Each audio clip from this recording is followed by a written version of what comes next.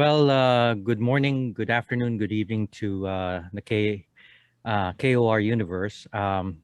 This time around, as part of our 2021 post-election of the KOR special of the Musings of the Knights of Rizal, we have the regional commander of Canada, uh, Sir Joe Damasco, to be interviewed about his thoughts about the election and how this new set of Supreme Council could serve the purpose of his region in Canada. So, Sir Joe, would you like to say your salutations to the KOR universe? First of all, thank you, Sir Alvin, and of course, KOR International, of course, especially our brothers in the Philippines, and I would like also to congratulate the new Supreme Council. Well, first of all, sir, thank you very much for giving us a chance to interview in this Musings of the Knights of Rizal. Sir, how long have you been the regional commander of Canada region? I was appointed 2018. So, sir, how was it during the COVID? How was it affecting your management as a regional commander? Well, practically, because we are following health protocol, we have to slow down. But it did not stop us there. I have to make a way to see that our members are okay and nobody's sick or somebody dies or suffering. So I use the technology. We have the messenger chat room. Then later on, I use the Zoom. I communicate practically everybody every month during the pandemic. Kinukumusta ko sila, ang buhay nila. But somehow we see some death. May namatay ng mga members. So yun ang mga inaalam namin na everybody's okay. Now, sir, with Canada, I know that you have one, Sir Marasigan was a two-term overseas representative. Is that correct, Yes, sir? yes, yes. And then there was one time that he was a regular member of the Supreme Council. No, he was not able to make it for the third time. Oh, okay. Hindi siya na elect. Oh, okay. Pero sir, he was overseas for one term. Yeah. And then he was a regular member. I remember he was a regular member of the Supreme Council. He was, I think, deputy executive, I think. Okay. So, sir, the reason why I asked this question, sir, is because, as you know, they cite Sir Marasigan as an example of how non-Philippine resident can run in the regular Supreme Council. Now, Yeah. sir, there was some non-clarity. It wasn't clear if the first time he ran as overseas, he ran with his chapter in Canada. Yes, he represented actually he represented the region when he ran for overseas representative. Now, Yeah, sir, when he became a deputy executive, did he run as a member of Canada, or did one chapter in the Philippines, local chapter in the Philippines, sponsored him? No, hindi siya sponsored sa Philippines. He was actually appointed from the Supreme Council. Ano yan, pero in-endorse ng Canada region. So, sir, what you're saying, sir, is that he, in his second term as deputy executive, he wasn't elected, he was appointed. He was appointed. Yeah. Okay, so he didn't go through election. No, he didn't. Okay, so he went through election only one time One time. as overseas representative sponsored by the Canada chapter or region. Yeah. Opo. The reason why I asked, sir, because I wanted one of the issues, not really issue, but one of the new things in this election, as you know, there's a lot of new things in this election brought about by the COVID, is that non-Philippine resident are now members of the regular Supreme Council. Yeah. One from Canada, from Australia, Sir Peralta, uh, who is the auditor, and Sir one from the USA, Sir Dean Suba, Right. from the as a Supreme Archivist. I wanted to you've been in the Knights of Rizal since 1993, and this is now it's clear that this is something new.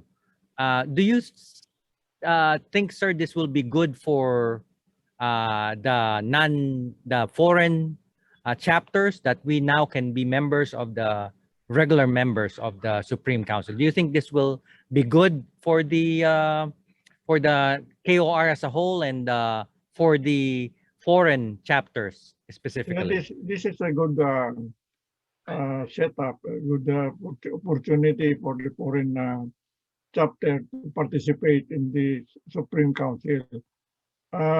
This is the first time actually that there is an election for the Supreme Council, and this is a good sign, a good beginning. Probably we can adapt this, and in the future we can truly part of our amended bylaws, hopefully. So I understand, sir, with this COVID, if there's anything good about this COVID, if there's such a thing, is that our eyes were open to the possibility of virtual meeting. Of course, it was existing before COVID, but during COVID, it became very prevalent, and it's the only way really for organizations to meet, and especially for a big organization like your region. Virtual meeting is the only way, and now because of that acceptance, we now can I guess in a way justify long distances as member of the Supreme Council. It's not a barrier to being a member of the regular Supreme Council. I wanted to ask you, sir, too, about paying to vote. That's another new thing. I know you probably know more about this, because you've had the chance to being a member of a voter in numerous Supreme Council elections. But this time around, there's no reception for food, and we didn't have to pay for the place because it was in the international headquarters. And so do you think, sir, and so the justification is because we have to pay for the program and the staff to run it.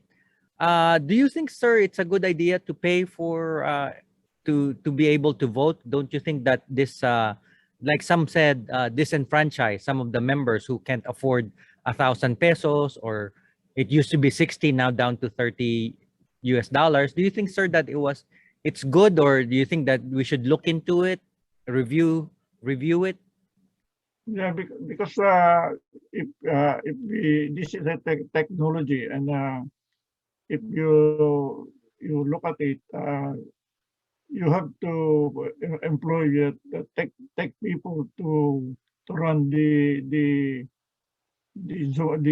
election. So the $30 is, in my opinion, is okay. It's fair enough. But the $60 is before they send us the $60, maraming nag-protest because That's correct. the $60 is that's for A them, little high. it's too much. So $30 is okay. Now, So, sir, go ahead, sir.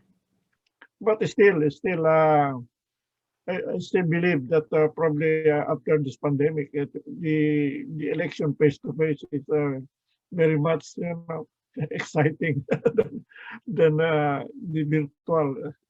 Yun nga lang ang ano, yun ang mas maganda sa atin na mga Knights of Rizal, magkita-kita tayo face to face. And then if we do that face to face, it'll be more than $30 for sure, just for the airfare. Yeah, I'd been there several times. The last time I paid 1,000 for the registration, and then of course you have to pay extra for after the election. Yes. You have to pay extra for some snack refreshment. Now, sir, let me put you on the spot because you've been in the Knights of Rizal 1993. That's almost what, 18 years? 15 years. 18 years in the Knights of Rizal. And you have held positions as high as right now, regional commander.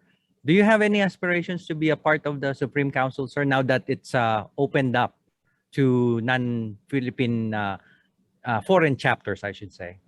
Yeah, now there's the opportunity because we are using a virtual setup. It will be easier for us to join and participate. Unlike before, we have to travel there 6 times a year. And imagine going back and forth the 6 times, unless you decided to retire to stay in the Philippines. That's very expensive. But now this opportunity is open for us to join. That's right. Supreme Council. Yes, sir. So maybe in 2 years we will see Joe Damasco in the ballot. We'll see. We'll Why see. not, I mean, you have a wealth of knowledge and longevity in the organization. I mean, I can't see any reason why you shouldn't be a part of the Supreme Council as a regular member. Yeah. But sir, now, sir, how about the rank and file, the regular your uh, foot soldiers, I guess, the regular members? What have you been hearing? They've been complaining, or they're pretty happy, or what's the vibe with your regular members? Actually, in uh, in in Ontario, because Ontario, most of the members in chapters are spread in different cities. So since you cannot gather them very often, so they do it only in limited time.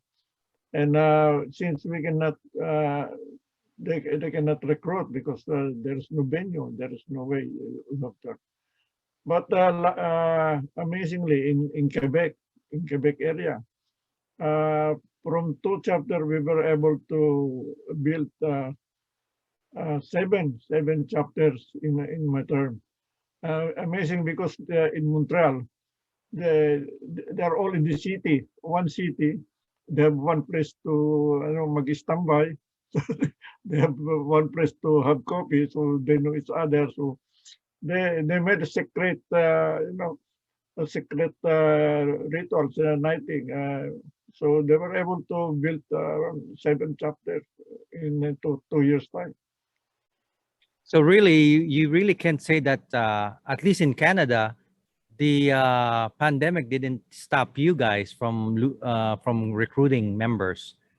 And I think even in the Philippines too. I mean, I think there's a boom, especially with the younger members, younger chapters in the Knights of Rizal, even with the pandemic. Now, sir, with the new Supreme Council, do you, sir, know the Supremo? The new Supremo, all I know is because I was there last International Assembly in Antipolo. That's where I meet Sir Calderon from Angono. Actually, we went to that place in Angono.